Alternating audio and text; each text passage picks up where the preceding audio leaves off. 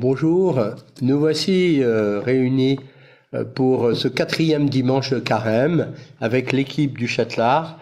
Donc Miguel, Anne-Véronique, Michel et moi, Jean-Marc Firmon. Et nous lisons ensemble ce beau récit de l'aveugle-né dans Saint-Jean que l'Église a choisi pour ce 4e dimanche de Carême. Donc dans un premier temps, nous lisons. Donc, vous pouvez le prendre dans votre Bible, dans Saint Jean, au chapitre 9, et nous lisons ce récit. Dans l'évangile de Jésus-Christ, selon Saint Jean. En ce temps-là, en sortant du temple, Jésus vit sur son passage un homme aveugle de naissance. Ses disciples l'interrogèrent, « Rabbi, qui a péché, lui ou ses parents, pour qu'il soit né aveugle ?» Jésus répondit, « Ni lui, ni ses parents n'ont péché, mais c'était pour que les œuvres de Dieu se manifestent en lui. Il nous faut travailler aux œuvres de celui qui m'a envoyé tant qu'il fait jour. La nuit vient où personne ne pourra plus y travailler. Aussi longtemps que je suis dans le monde, je suis la lumière du monde. » Cela dit, il cracha à terre, et avec la salive il fit de la boue. Puis il appliqua la boue sur les yeux de l'aveugle et lui dit « Va te laver à la piscine de Siloé ». Ce nom se traduit « envoyé ». L'aveugle y alla donc et il se lava. Quand il revint, il voyait. Ses voisins et ceux qui l'avaient observé auparavant, car il était mendiant, dirent alors « N'est-ce pas celui qui se tenait là pour mendier ?» Les uns disaient « C'est lui ». Les autres disaient « Pas du tout, c'est quelqu'un qui lui ressemble ». Mais lui disait « C'est bien moi ». Et on lui demandait « Alors, comment tes yeux se sont-ils ouverts ?» Il répondit « L'homme qu'on appelle Jésus a fait de la boue, il me l'a appliqué sur les yeux, et il m'a dit « Va à Siloé et lave-toi ». J'y suis donc allé et je me suis lavé, alors j'ai vu. Ils lui dirent « Et lui, où est-il » Il répondit « Je ne sais pas. » On l'amène aux pharisiens, lui, l'ancien aveugle. Or, c'était un jour de sabbat que Jésus avait fait de la boue et lui avait ouvert les yeux. À leur tour, les pharisiens lui demandaient comment il pouvait voir. Il leur répondit « Il m'a mis de la boue sur les yeux, je me suis lavé et je vois. » Parmi les pharisiens, certains disaient « Cet homme-là n'est pas de Dieu puisqu'il n'observe pas le repos du sabbat. » D'autres disaient « Comment un homme pécheur peut-il accomplir des signes pareils ?» Ainsi donc, ils étaient divisés. Alors il s'adresse de nouveau à l'aveugle. « Et toi, que dis-tu de lui, puisqu'il t'a ouvert les yeux ?» Il dit « C'est un prophète. » Or, les Juifs ne voulaient pas croire que cet homme avait été aveugle et que maintenant il pouvait voir. C'est pourquoi ils convoquèrent ses parents et leur demandèrent « Cet homme est bien votre fils, et vous dites qu'il est né aveugle. Comment se fait-il qu'à présent il voit ?» Les parents répondirent « Nous savons bien que c'est notre fils, et qu'il est né aveugle. Mais comment peut-il voir maintenant? Nous ne le savons pas. Et qui lui a ouvert les yeux? Nous ne le savons pas non plus. Interrogez-le, il est assez grand pour s'expliquer. » Et ses parents parlaient ainsi parce qu'ils avaient peur des Juifs. En effet, ceux-ci s'étaient déjà mis d'accord pour exclure de leur assemblée tous ceux qui déclareraient publiquement que Jésus est le Christ. Voilà pourquoi les parents avaient dit « Il est assez grand, interrogez-le ». Pour la seconde fois, les pharisiens convoquèrent l'homme qui avait été aveugle. Et ils lui dirent « Rends gloire à Dieu, nous savons, nous, que cet homme est un pécheur. » Il répondit « Est-ce un pécheur? Je n'en sais rien. Mais il y a une chose que je sais. J'étais aveugle et à présent je vois. » Ils lui dirent alors « Comment a-t-il fait pour t'ouvrir les yeux ?» Il leur répondit « Je vous l'ai déjà dit, et vous n'avez pas écouté. Pourquoi voulez-vous m'entendre encore une fois? Serait-ce que vous voulez, vous aussi, devenir ses disciples? Ils se mirent à l'injurier. C'est toi qui es son disciple. Nous, c'est de Moïse que nous sommes les disciples. Nous savons que Dieu a parlé à Moïse, mais celui-là, nous ne savons pas d'où il est. L'homme leur répondit, « Voilà bien ce qui est étonnant. Vous ne savez pas d'où il est, et pourtant il m'a ouvert les yeux. Dieu, nous le savons, n'exauce pas les pécheurs. Mais si quelqu'un l'honore et fait sa volonté, il l'exauce. Jamais encore on avait entendu dire que quelqu'un ait ouvert les yeux à un aveugle de naissance. Si lui n'était pas de Dieu, il ne pourrait rien faire. » Ils répliquèrent, « Tu es tout entier dans le péché depuis ta naissance et tu nous fais la leçon. » Et ils le jetèrent dehors.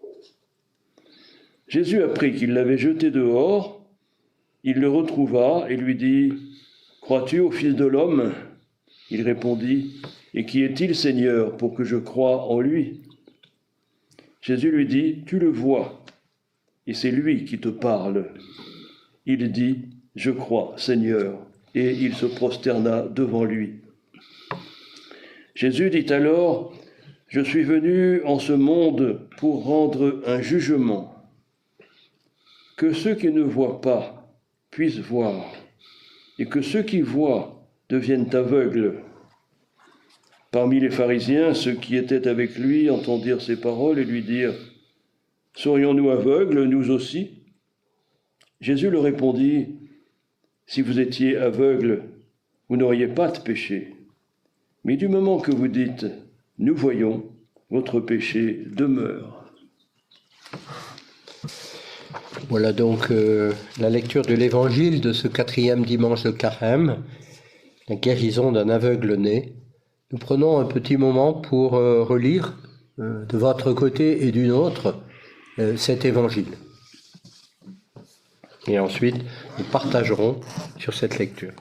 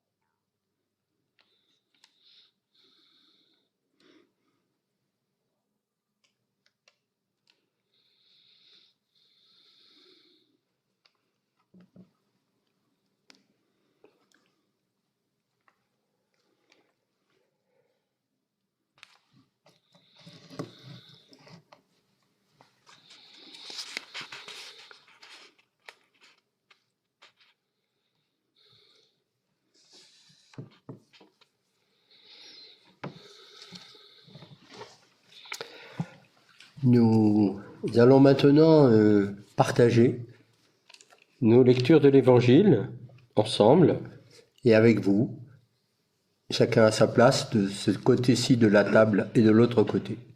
Voilà, donc si quelqu'un veut commencer, il peut le commencer selon le point où il a envie de commencer.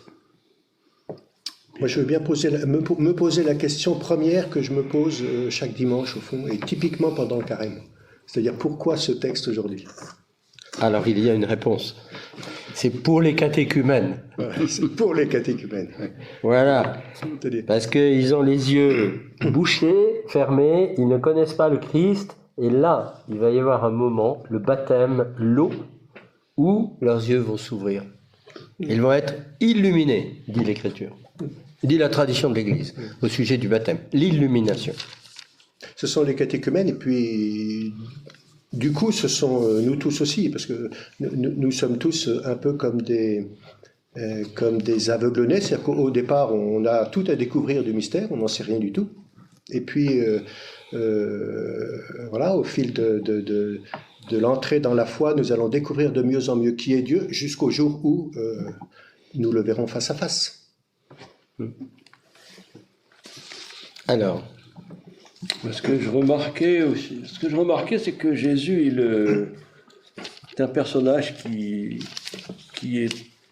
il disparaît très tôt de la scène, après avoir dit à l'aveugle-né, va te laver à la piscine de Siloé. L'aveugle y va, bon. Puis Jésus disparaît, on est au verset 7, et il réapparaît au verset 35 seulement. Jésus a appris qu'il l'avait chassé. Entre-temps, cet homme, il est tout seul, quoi. Il est tout seul à affronter son voisinage, les pharisiens, ses parents qui le laissent tomber, etc. Et Jésus encadre simplement l'événement. Et je trouve que là, il y a quelque chose d'intéressant à repérer, quoi. Cet homme, il est accompagné souterrainement par Jésus, je dirais. Alors, c'est bien le problème du catéchumène. ben voilà. Le catéchumène, il a rencontré Jésus, et puis il se trouve tout seul. Admettons qu'il vienne d'une autre religion, ou d'une famille non chrétienne, il est tout seul.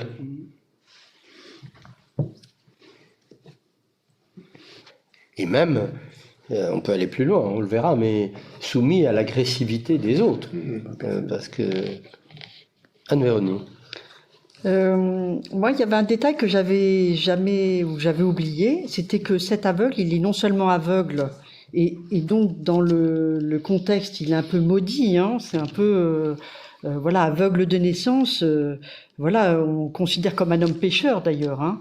C'est associé. Voilà, il est maudit de tous, mais en plus de ça, il est mendiant, donc il dépend des autres, il peut probablement pas beaucoup bouger parce que les aveugles, ils sont un peu obligés de rester là où ils sont. Et il est mendiant, donc il attend tout. Et peut-être que justement, parce qu'il attend tout, il est peut-être plus disponible, préparé à cette rencontre avec le Christ. Et l'Évangile nous dit au verset 1, Oui.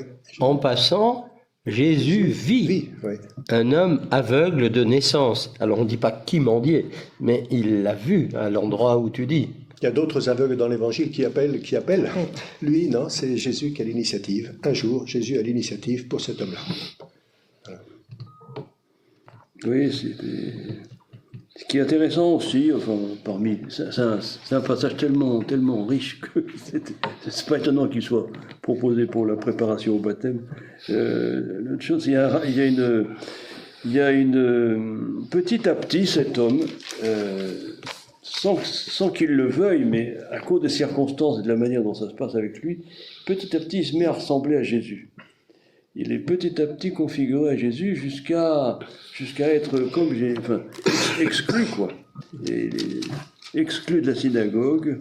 Et c'est à ce moment-là, quand il est rejeté, après avoir été agressé, etc., c'est à ce moment-là que Jésus le rejoint, dans cette situation de rejet, de pauvreté, d'abandon dans lequel il se trouve. Et là, il lui pose la question.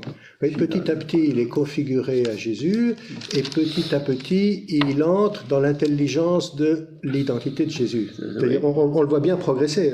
D'abord, ça se passe donc au fil de cette controverse avec les gens qui sont pas contents. Alors, il commence par dire, quelque part, première chose qu'il dit de Jésus, c'est l'homme qu'on appelle Jésus. En fait, je ne sais pas qui c'est. C'est l'homme qu'on appelle Jésus. Je sais pas qui c'est. Et puis la controverse continue, et puis alors du coup, il va dire, il dit, c'est un prophète. C'est un prophète. Hop là. Voilà, il progresse dans l'intelligence. Et puis un peu plus loin, la controverse continue. Alors, il va dire, je ne sais pas si vous dites qu'il n'est pas de Dieu. Moi, je dis, il est de Dieu. Il est de Diur, parce que sinon il ne pourrait rien faire. Alors là, on progresse encore. Et puis finalement, comme il est rejeté, comme tu dis, ils le jetèrent dehors. Jésus arrive, ça c'est génial, oui. Et là, il dit « Je crois, Seigneur », et il se prosterna. C'est une magnifique progression au fil de la controverse. Oui, et son acte de foi est immédiat en fait. Hein. Lui dit, pas tout à fait quand même, parce qu'il Il progresse. dans le dialogue avec Jésus. Ah oui, mais au départ, Jésus Voilà. dit « Crois-tu au Fils de l'homme ?» Il dit « C'est qui le Fils de l'homme ?» Moi, je ne le connais pas. Et en effet, il ne l'a pas vu encore. Et oui, il l'a pas vu. C'est simplement maintenant qu'avec ses yeux de chair, il le voit. Et là, tu dis son... Oui, et donc quand Jésus lui parle, Jésus lui dit « Tu le vois ». C'est lui qui te parle, et il dit « Je crois, Seigneur ». Voilà. Il y a pas, Là, oui. il aurait pu prolonger la question parce que voilà. En même temps, il le voit, mais il l'a vu agir avant. Ben, c'est-à-dire Donc, il a une certaine connaissance. S'il a découvert dans sa chair que cet homme, il lui a rendu la vue, Voilà. et qu'il ne l'avait pas encore vu à ce moment-là, physiquement, Mais oui. c'est maintenant qu'il le voit physiquement. Quand tu le vois, bon, alors d'accord, ça s'associe, quoi. Mais ce que je trouve magnifique, là, c'est qu'il signe, en disant « Je crois, Seigneur », il signe la rencontre qu'il a faite avec Jésus, extérieurement et intérieurement. C'est-à-dire que tout ce qu'il a vécu à cause de cette guérison, et ben, cette passion, quoi, cette épreuve qu'il a vécue, il la signe pour être avec Jésus. Lui aussi va aller en passion. Surtout que Jésus l'a aussi tiré d'une histoire très dure, parce que c'est un aveugle de naissance. Alors, les disciples disent « Rabbi, qui a péché, lui ou ses parents, pour qu'il soit aveugle ?» Donc en fait, il y a cette vieille affaire que nous avons tous de la culpabilité. Quand quelque chose ne va pas dans notre vie, malade, aveugle, eh bien, c'est qu'on a tort quelque louche. part. Voilà. Donc on a fait quelque chose de mal, ça nous retombe dessus, et voilà. Ou bien c'est la génération précédente qui... Voilà. On paye les... On paye. Les enfants boivent, les enfants trinquent. C'est ça, oui, c'est ça, oui. Alors, Jésus va dire cette chose qui est pour nous, dans la foi, très très forte, hein, parce qu'on en doute, ni lui ni ses parents n'ont péché. Alors bon, et alors? Mais c'est afin que soient manifestées en lui les œuvres de Dieu. Et donc, le voilà purifié, enfin je veux dire, il n'est plus sous la chape du péché. Innocenté. Voilà. Lui, c'est un petit enfant, un enfant aveugle, mais voilà, innocenté, quoi. Pour Jésus et pour tout le monde maintenant. Et alors ça va faire mal à des gens, ça entraîne donc une controverse.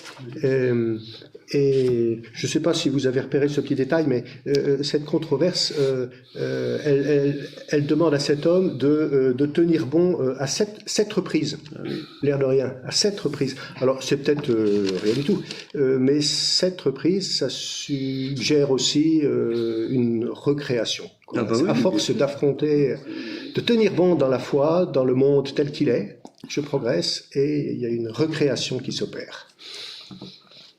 C'est très fort parce que ça va jusqu'à les pharisiens, il y a une espèce d'évidence qu'il ne veut pas reconnaître. Il était aveugle, il ne l'est plus. Alors ça, il veut cette espèce d'état de fait qu'il est refusé, qui est dénié, quoi. Et alors ils vont jusqu'à interroger les parents, dire « Vous êtes sûr que c'est votre fils ?» Ça pose la question de l'origine, d'où est-ce qu'il vient, ce type, quoi. Voilà. C'est vraiment impressionnant. Et les parents, ils se débinent. saisis par la peur, parce que s'ils reconnaissent les choses, ils passent du côté de ceux qui reconnaissent le Christ, et du coup ils sont virés. Et c'est à ce moment-là que si vous regardez, ses parents parlèrent ainsi, verset 22, parce qu'ils avaient peur des Juifs, ceux-ci étaient déjà convenus d'exclure de la synagogue ceux qui confesseraient que Jésus est le Christ, et c'est à ce moment-là, uniquement dans le texte, qu'arrive le mot Christ. Et en plein cœur du texte, en plein cœur du récit. Jésus est le Christ, c'est dit, quoi. Voilà pourquoi ses parents dirent, il est assez grand. C'est-à-dire au moment où les parents, en somme, l'ont lâché et finalement le laissent seul s'exprimer. C'est-à-dire qu'il y a un moment où, vous voyez, ce vendredi matin, on avait 80 enfants à la messe, là. Ils font leur profession de foi demain, ils seront tout seuls. Il y a un moment, il faut tout seul y aller. Je crois. Il faudrait qu'ils parlent en leur nom. Alors les parents, ils ont quand même dit, c'est notre fils. C'est notre fils, ils disent ça quand même. Il est né aveugle. Ils ne s'engagent pas plus. Oui, c'est vrai. Mais ça, ils le font. Mais c'est notre fils. Et maintenant, à lui de jouer. Oui, non, c'était impressionnant. C'est beau, magnifique.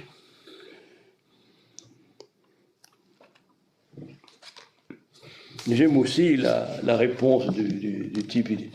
Les pharisiens lui demandent encore une fois de raconter, mais je vous l'ai déjà raconté, mais vous voulez devenir ses disciples vous aussi?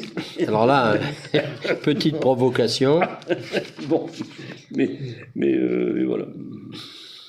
Alors si j'avais eu à commenter cet évangile, je pense que je terminerais en posant quelques questions, en demandant aux gens, avez-vous le souvenir d'événements lumineux comme ça, de rencontres qui vous ont fait progresser dans la connaissance du Christ et dans la foi?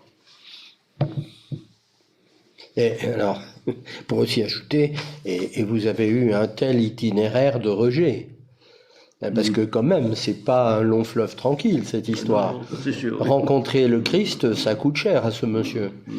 Alors quand même, il voit. On peut demander aussi aux gens, est-ce que je ne suis pas, est-ce que nous ne sommes pas aussi un peu du côté des contradicteurs? C'est-à-dire, est-ce qu'il n'y a pas en nous des choses qui refusent de voir ce qui mérite d'être vu?